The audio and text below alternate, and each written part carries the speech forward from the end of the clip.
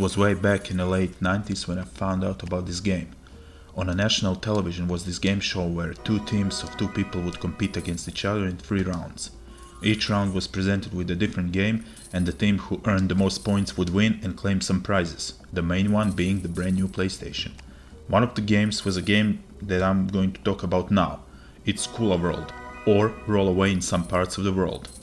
I love the way it looks, gameplay seems to be very easy and learning curve decently steep for a puzzle game of that kind. Luckily enough, the demo 1 disc that came with PS1 that me, my brother and sister bought contained first 5 levels plus bonus level of Kula World. And I loved it so much that I had to have it, so I did.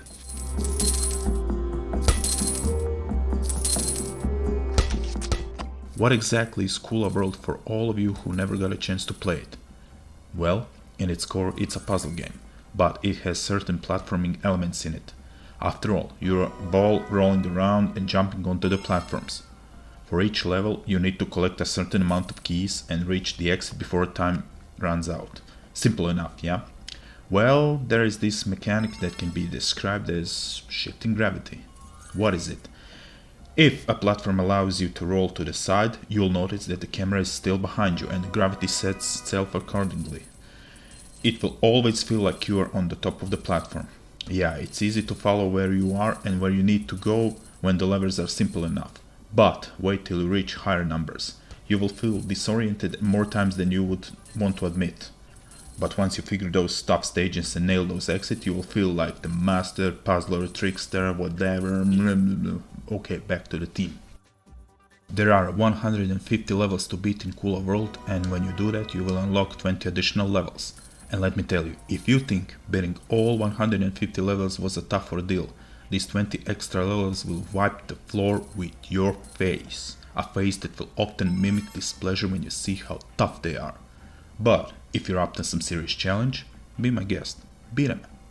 I already said that the main goal is to collect the keys and hit the exit mark, but that's not all. You can also collect the coins and the jewels for some extra points, and this is important, because points are your lives.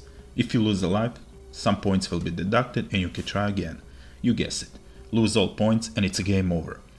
Also, you can save game for every 5 levels, so if you get a game over, the worst you can do is go back 5 levels to beat them again. You can also collect fruits. If you collect 5 of them, you will enter the bonus stages that are very trippy in color schemes, and the goal is to touch every platform in order to change their color and thus win. If you fail, you won't lose a life, but you get no chance to repeat the stage. You are thrown out to the regular levels.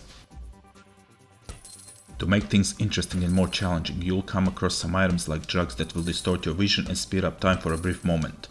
Hourglass that will shift your timer, that is hourglass.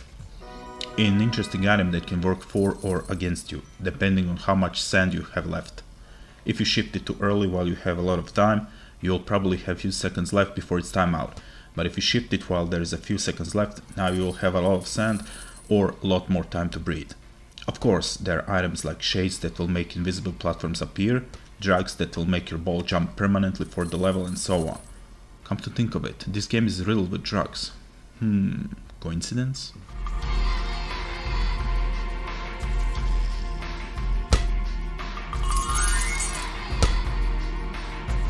As you progress the game, the levels change too. Appearance changes, background music and additional stuff like breaking platforms, burning platforms, ice platforms, lasers, teleports, enemies, arrows, etc. are introduced for a variety and sets of difficulty.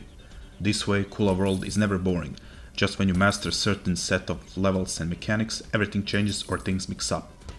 And when you realize that all you can do is move forward, turn around and jump, you know that this is a genius game design. It's built around premise so simple everyone can immediately play the game without tutorials, and the game gradually introduces more content and becomes more challenging.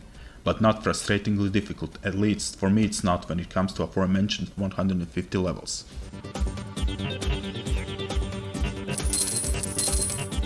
So, if you have never played the game and you want to try an unconventional puzzle platformer, look no further. Even for a PS1 game, Kula World still looks refreshing today and the controls are very precise and responsive. If you already played it, maybe this video will encourage you to play it again just to get a trip down memory lane. I tend to play Kula World every once in a while just to remember the simpler times, and it's still big fun. Too bad that the developer Game Design Sweden AB, despite receiving praises for the game, never got a chance to make a sequel. The only thing we have today is the games like Puzzle Dimension. Yes, in that game you're also a ball that rolls on platforms that have shifting gravity, but it just doesn't have that Kula World magic that I desire. Maybe I would like to play a blatant copy. Oh wait, I've seen a trailer for a game called The Gravity Trickster several months ago, and it looks just like Kula World made in, I don't know, Unity engine with cheap assets thrown here and there. Apparently it's developed by one man and he hopes to release it in the first half of the year 2021. I hope he succeeded so I can have a new fix of retro nostalgia. Until then, let's roll away the ball once again. See you next time.